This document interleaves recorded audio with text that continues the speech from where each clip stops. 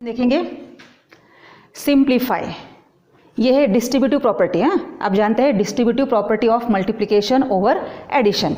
अभी मुझे इस प्रॉब्लम को सिंप्लीफाई करना है। अभी इस प्रॉब्लम को सॉल्व करने के मेथड क्या है?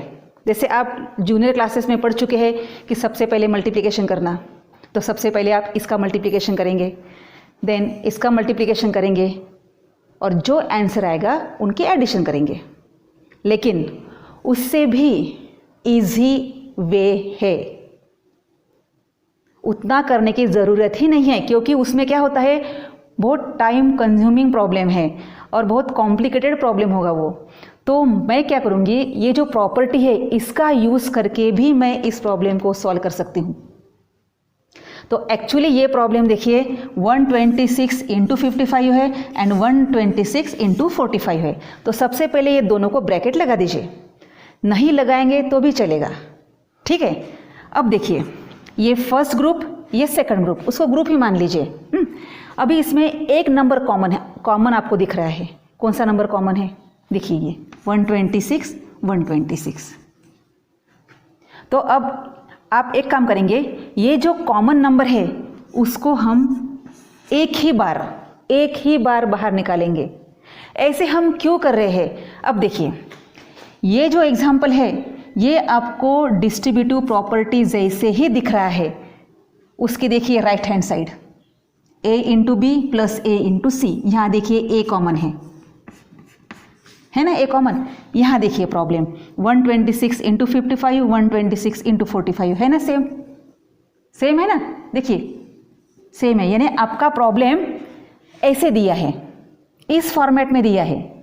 देखिए यहाँ पे a क्या है, ये a है, ये भी a है, ये b है और ये c है। सिर्फ a b c के जगह नंबर आए हैं। तो जब एग्जाम्पल इस फॉर्मेट में होता है तब आपको उसको इस फॉर्मेट में कन्वर्ट करना पड़ेगा, इस फॉर्मेट में, ठीक है। तो अब देखिए यहाँ पे a, देखिए एक बार a लिखा है, इसलिए हम क्या करेंगे 126 को एक बार लिखेंगे इनटू, फिर ब्रैकेट में b प्लस c, b है 55 प्लस c है 45। यानी हम डिस्ट्रीब्यूटिव प्रॉपर्टी ही यूज़ कर रहे हैं। तो सबसे पहले क्या करना कि एग्जाम्पल जब हम देखते हैं ना, तो देखना है कि डिस्ट्रीब्यूटिव प्रॉपर्टी की कौन सी साइड जैसा प्रॉब्लम है। तो यहाँ पे राइट हैंड साइड जैसा प्रॉब्लम है, तो आपको फिर उसको लेफ्ट हैंड साइड में कन्वर्ट करना है। बस अभी इसको सॉल्व करना है और उसको प्रॉपर्टी नहीं लगानी है ना, अभी सिंपली सॉल्व करना है बाय ट्रेडिशनल मेथड। तो ये हो जाएगा 26 इंटू 100 और दिस विल बिकम 2600 12,600। देखिए कितने जल्दी हो गया, नहीं तो आप पहले इसका मल्टीप्लिकेशन करते बाद में इसका मल्टीप्लिकेशन करते कितना टाइम लगता, ठीक है। अभी हम और एक एग्जांपल लेंगे, वीडियो पॉज करके इसको लिख लीजिए। ऐसा ही एक एग्जांपल लेंगे हम, आपके टेक्स्ट बुक का ही है, ट्राई दिस में। सिंप्लीफाई 69 इंटू 78 प्लस 22 इंटू 69, और कहा है सिंप्लीफाई यूजिंग डिस्ट्रीब्यूटिव प्रॉपर्टी। यानी आपको डिस्ट्रीब्यूटिव प्रॉपर्टी का ही यूज़ करना है, और कोई मेथड से आप करेंगे तो आपको मार्क्स तो मिलेंगे लेकिन 0 मिलेंगे, ठीक है।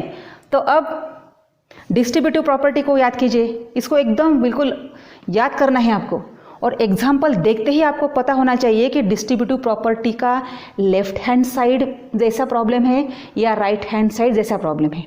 देखिए ये देखिए, ये a into B a into C है ना, ऐसा प्रॉब्लम है ना।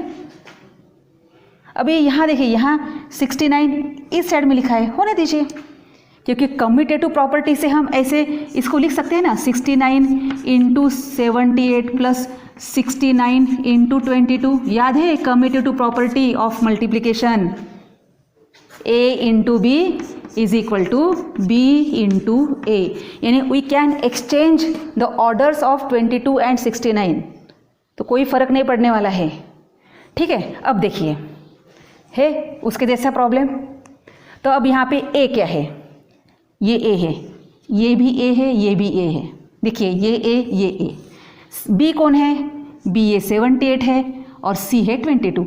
आप ऐसे स्मॉल छोटे छोटे लेटर्स में ऐसे लिख सकते हैं, ओके।